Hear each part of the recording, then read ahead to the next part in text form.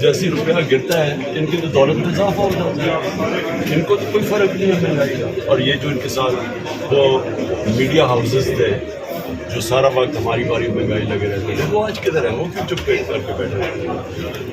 سر آپ کا جو ٹرائل توشہ خانہ کیس میں بڑے اسپیڈی ٹرائل ہوتا ہے، کل خواجہ حارث صاحب نے بھی کہا کہ گن پوائنٹ کے اوپر آپ جو ہے وہ بیان ریکارڈ کروا رہے ہیں، تو آپ کو کیا نظر آ رہا ہے کہ کیا آئندہ آنے والے دنوں میں نائلی جو ہے وہ اب کانسیکوینسز آپ دیکھ رہے ہیں؟ مل کے سب چلیں گے۔ لیکن پہلے تو اس طرح حصہ ہے یہ جو توشہ خانہ ہے کہ 14 مہینے سے کوشش کرے تحریک انصاف کو کسی طرح ختم کرے، کیونکہ 30 میں سے 37 بائی الیکشن جیت گئے اور اب ریٹنگ اس سے بھی اوپر چلی گئی ہے، 75% سے زیادہ لوگ پی ٹی آئی کے ساتھ ہیں، تو وہ ادھر سے بچنے کے لیے یہ 200 کیسز جس میں یہ توشہ خانہ بھی ہے اور جو خان قادر بھی ہے، یہ کیسز ہے ہی نہیں۔ میں نے آج آپ کو پورا رپلائی دیا ہے، مجھے بتائیں کہ ایک جگہ عمران خان نے وہ چیز سیٹ کے اوپر سارا ان کو یہ کیس ہے ہی نہیں، لیکن جلدی اس لیے ہے کہ کسی طرح یہ کیس ٹیکر آنے سے پہلے اس کو نائل کرو تاکہ ریس میں نہ ہو۔ بس وہ نواز شریف وہاں سے بیٹھا انتظار کر رہا ہے کہ جب تک وہ جو لنڈن پلان تھا کہ جیل میں پہلے اس کو ڈالو پھر میں آؤں گا واپس۔ خان صاحب اگر نااہل کیا جاتا ہے تو کیا اسٹریٹجی ہوگی پارٹی کی؟ بالکل لڑے گی پارٹی وہ میں یہ جب میری پیشنٹ کوئی سن رہے یہ مجھے نااہل کرے، یہ مجھے جیل میں ڈالے، یہ جو مرضی کر رہے ہیں، تحریک انصاف کو روک ہی نہیں سکتا کوئی انشاءاللہ۔ لاسٹ کے ساتھ آپ کو لگ رہا ہے کہ یہ کیئر ٹیکر سیٹ اپ لا کے کوئی انتخابات کروانے کے لیے لا رہے ہیں یا کچھ لمبا ٹینیور ان کا پلان ہے؟ دیکھو اگر ان کا کوئی بھی الیکشن کا ہوتا الیکشن تو 14 مئی کا آئین کہتا تھا، سپریم کہتا تھا الیکشن کروا دیتا بہت۔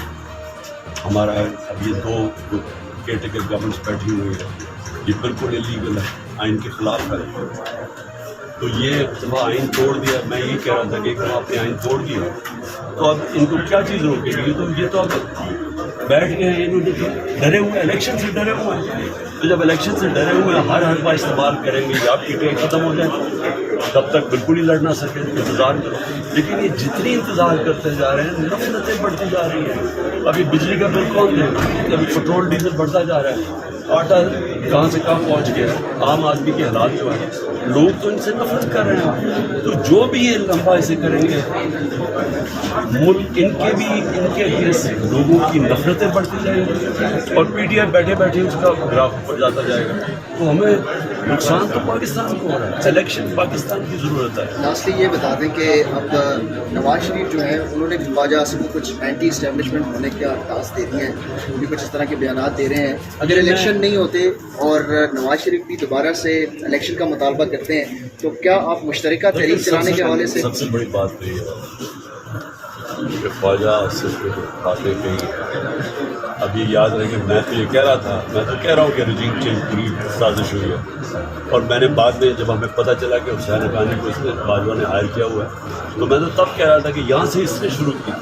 سازش، یہاں سے شروع کی تھی، امریکنوں کو پھر اس نے شامل کیا اس کے اندر۔ تو خواجہ صرف نے بات کی ہے، یہ ساری چیزیں اللہ الحق کنفرم ہو گیا کہ سازش کے تحت گورنمنٹ کرائی ہے، اور صرف اب سوال یہ ہے کہ کیا اس ملک کا کوئی فیوچر ہے کہ اگر ایک آدمی کے پاس اتنی پاور ہو کہ الیکٹڈ گورنمنٹ گرا کے اور چوروں کو اوپر بٹھا دے، وہ ملک کا بیڑا غرق کر دے اور اسے پوچھنے والا کوئی نہ ہو؟